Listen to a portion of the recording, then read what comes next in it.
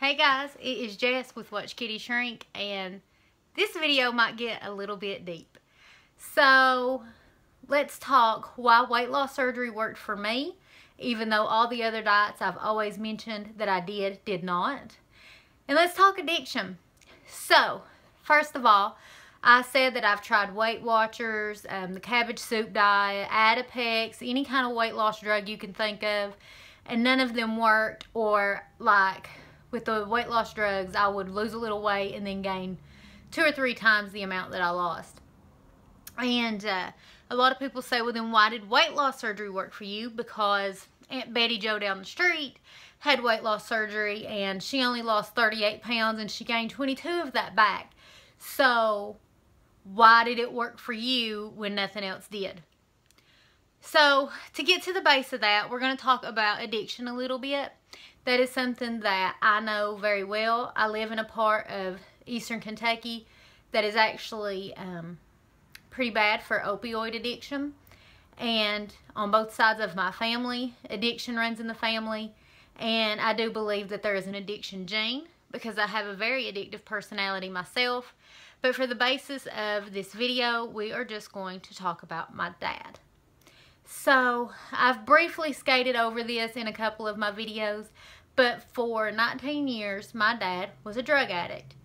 And I was not very kind to him about that, as a lot of people are not kind to drug addicts.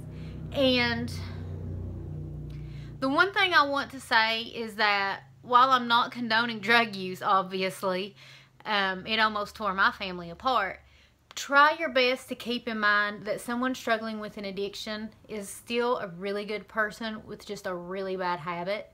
And as I've grown up, I have done a lot better understanding that. And probably because I watched my father suffer through that, I understand it better. As a kid, I was never kind about that, because I guess I didn't understand how addiction rules the brain and it changes the person.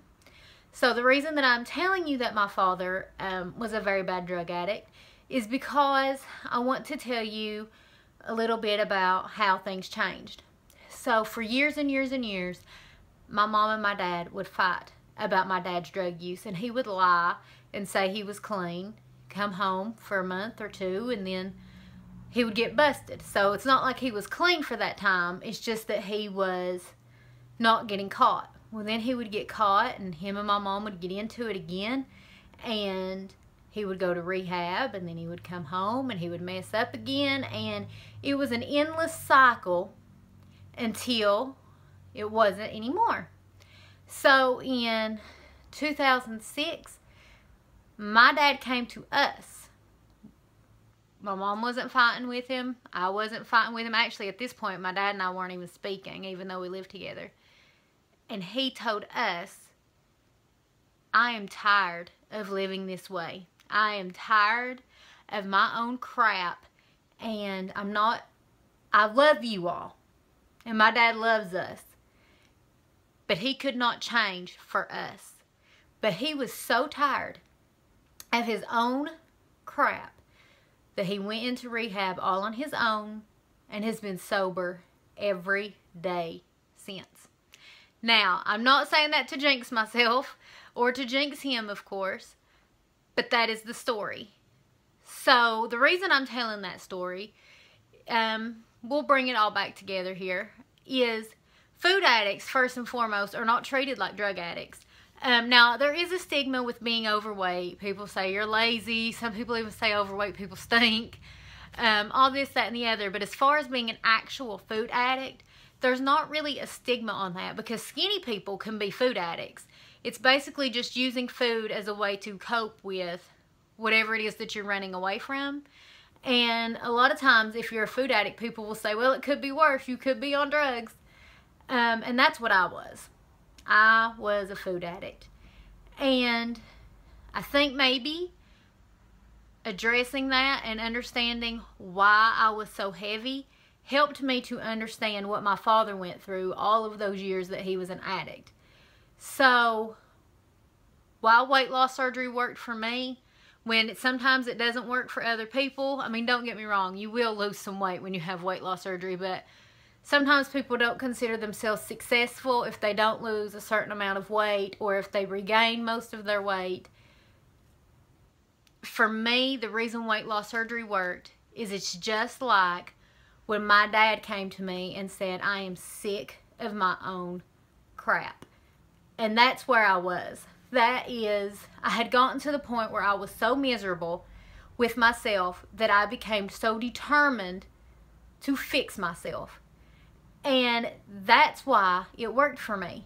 Weight Watchers could have worked in my early 20s, but I wasn't ready for it to work.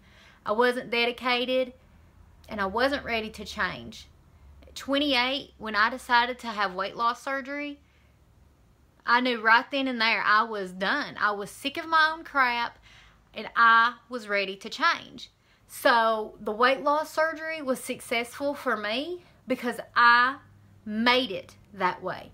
Just like my dad had been in rehab probably 10 times, and it never stuck until he was ready for it to stick.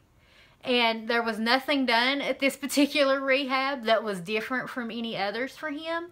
It was all him. He was mentally ready. So that's why weight loss surgery and keto has worked for me. I was at a point in my life that I was ready. So I guess the point of this video is I get questions all the time on why I'm so successful. First of all, I'm not tooting my own horn. I certainly don't think I'm like the biggest weight loss surgery success ever. But I do acknowledge that I am a weight loss surgery success because I have lost a great deal of my weight, and as of now am maintaining that weight. And I know anything can happen. And don't get me wrong, changing what you eat is so important. Working out is so important. But getting your mind in this is the single most important step of the process. You have to come up with other ways to cope, because after you have weight loss surgery, stuff is still going to stress you out. Stuff is still going to make you sad, and stuff is still going to make you mad. And in all of those situations before, I ate and I ate and I ate. And then when you suddenly can't eat, you have to come up with ways to deal with that. So the biggest thing is, guys, it's not easy. We all had eating disorders of some kind before we did this. Please use the first year after weight loss surgery to not only pick your new lifestyle, which I think is important too. Find a way that you can eat for the rest of your life. But deal with your issues. Get yourself mentally stronger. It will never be perfect. You'll still have some days that you'll want to cheat, or food will still be something that's constantly in your mind. I'm sure with my dad that drugs are still maybe one of the things that pop into his mind when he gets stressed out, but he doesn't do it. You have to treat your food addiction just like an alcohol or drug addiction. You cannot use it to cope. In some ways, it's actually harder than an alcohol or drug addiction, because you can just stay away from those things. We have to face our addiction every single day, 3 and 4 times a day. We have to make a medium when it comes to eating. But you have to get your mind to where it's not that I don't want this, or it's not that I can't have this food, it's that I don't want it. And it's not that I'm denying myself, it's just that I'm letting myself know I don't need it anymore. So that's just my little piece. This might not have made sense, but I get that question a lot. Why did you succeed when so-and-so didn't? I think so-and-so might have put just as much effort into it as me, but maybe they just weren't ready, and I was. So please, before you take a step this serious, make sure you're ready and spend that first year really taking care of yourself, not just physically, but mentally too. Get yourself, I really don't know how to say it, but try to help yourself get over your addiction. I'm not going to say I'm a cured food addict. I'll be a food addict for the rest of my life. I still sometimes will go through the line and have terrible, oh my God, I'm going to miss out. I can never eat that bite again. Sometimes I fall for it. Sometimes I'm like, I'm just going to order it and try it. And then I'm most proud of myself on the days that I'm like, what do I need that for? So that's just my 2 cents. I love you guys. Bye.